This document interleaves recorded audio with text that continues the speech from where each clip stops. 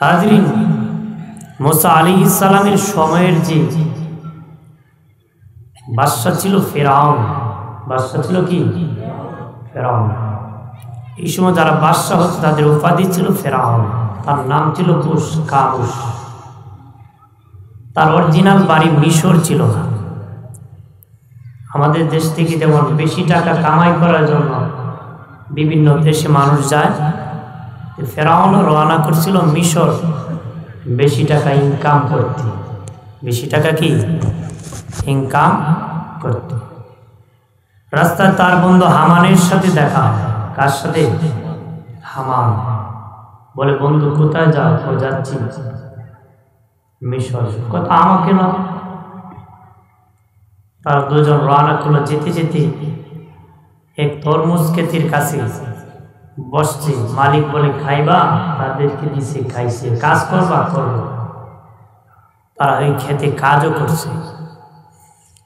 কাজ করতে করতে মিশরের দারোয়ান, কবরস্থানের দারোয়ান নিযুক্ত করবে বাদশাহ বিজ্ঞপ্তি দিল। ফেরাউনও দারোয়ান হওয়ার জন্য দরখাস্ত করল। বাড়িঘর ঠিকানা নিয়ে তাকে কবরস্থানের দারোয়ান হিসেবে নিযুক্ত করে দিল। দারোয়ান, কবরস্থানের দারোয়ানের কিন্তু অনেক টাকা। এই যে আমাদের আজিমপুর কবরস্থানের দায়িত্বে যারা আছে, কোটি কোটি টাকার মালিক।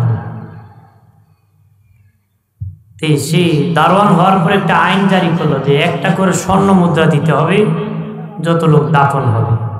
মানে একজন দাফন করলে একটা স্বর্ণ মুদ্রা। তাফসিরে লেখছে, আল্লাহর কুদরত বোঝা যায় না। ওই সময় মিশরে এমন কলেরা লাগছে, মানুষ বেশি মরছে, ফেরাউনের স্বর্ণ মুদ্রা বেশি পাইছে, তাড়াতাড়ি ধনী হয়েছে। কি হয়েছে? ধনী হয়ে গেছে। বাবাজি বাদশাহ ঘোষণা করে দিয়েছে, দেশের যত খাজনা বাকি আছে জনগণ তোমাদের খাজনা আদায় করুরি।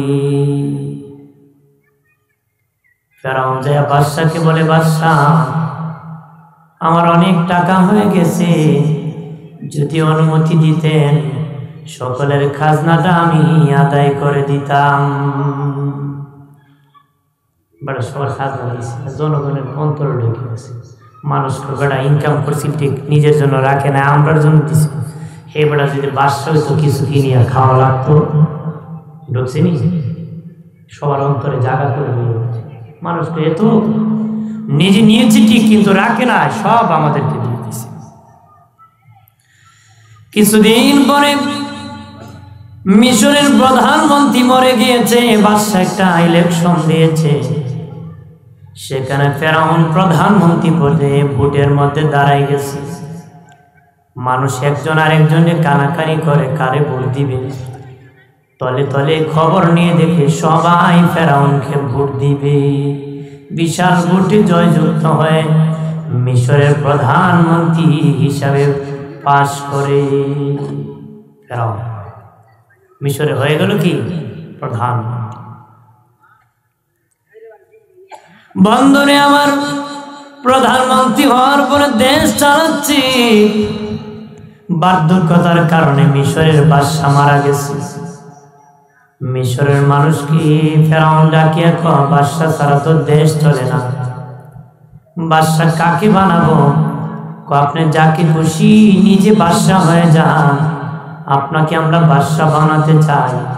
আপনি যাকে খুশি তাকে প্রধানমন্ত্রী বানান। তার বন্ধু হামানকে ডাক দিয়া কয়, হামান রে, তোর কপাল লাগছে, আমি মিশরের বাদশা, তুই হলো মিশরের প্রধানমন্ত্রী। আঙ্গুল ফুলে খোলা গেছে। আঙ্গুল ফুলে কি আসিল মিশরের কামলা, হইল দারোয়ানের প্রধানমন্ত্রী, এখন কি বাদশা হয়ে গেছে। আমার প্রাণের বাবা দিনারে মিশরের বাদশা হয়ে গেল, আর হামান প্রধানমন্ত্রী। এবার ফেরাউন হামানকে ডেকে বলে, হামান রে, ছিলাম কামলা, তারপরে হলাম দারোয়ান, এখন তারপরে প্রধানমন্ত্রী, এখন বাদশা। আর কি বাকি আছে রে? হামান কয় এবার খোদা হওয়া বাকি আছে। কি তো আর বাকি আছে? ফেরাউনকে খোদা হলো তো সুজা না। কিতাবে লেখছে ফেরাউনে তো খারাপ ছিল না, তার বন্ধু হামান বেশি দুষ্ট ছিল, তার কারণে সে বেশি নষ্ট হয়েছিল। যেন বন্ধু খুঁজতে সাবধান, খারাপ বন্ধু নিয়ে চলবেন।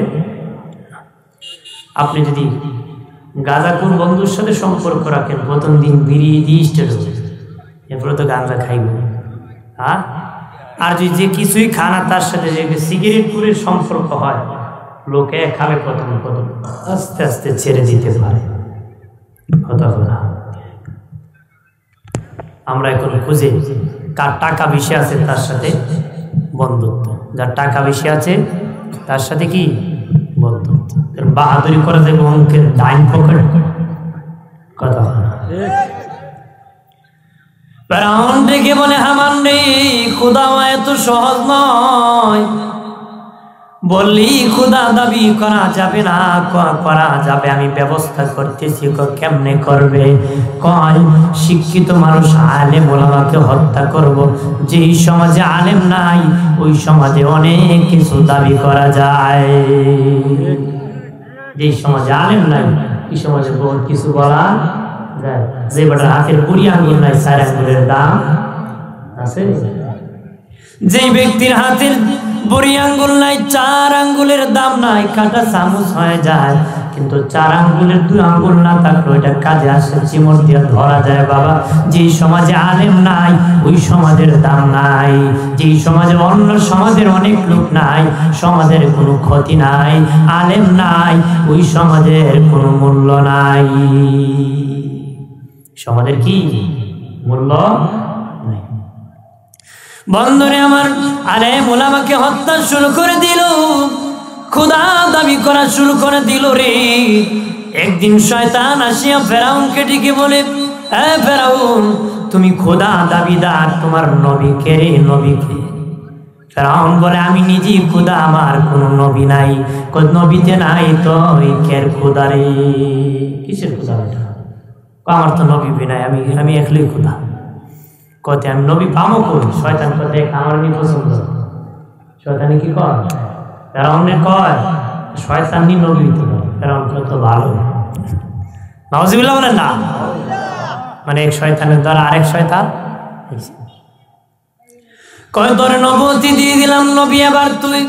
ফেরাউন শয়তান ডেকে বলে, ও খোদা, অন্য সময় যখন বৃষ্টি হতো না আল্লাহর কাছে বলতাম আল্লাহ আসমান থেকে বৃষ্টি নাজিল করতে, এখন আর বলবা না। আমি নবী আছি, আমাকে 5 ওয়াক্ত দিলাম, ডাক দিবা, আমাকে বলবা, আমি বৃষ্টির ব্যবস্থা করব।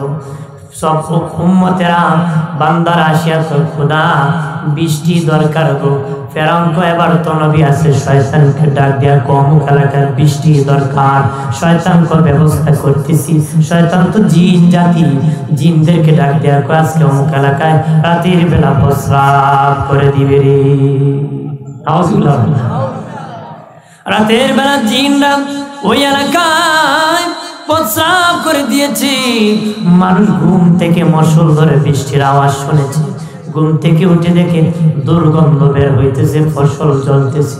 দৌড়ে খোদার কাছে যায়, বলে খোদা এবারের বৃষ্টি তো মারাত্মক দুর্গন্ধ, ফসল জ্বলা শুরু হয়েছে। ফেরাউন এবার শয়তানকে ডাক দেয়া কই, বেটা তুই বললে বৃষ্টি দিবে, কেমন বৃষ্টি দিলে দুর্গন্ধ আর ফসল জ্বলে সারকার হচ্ছে।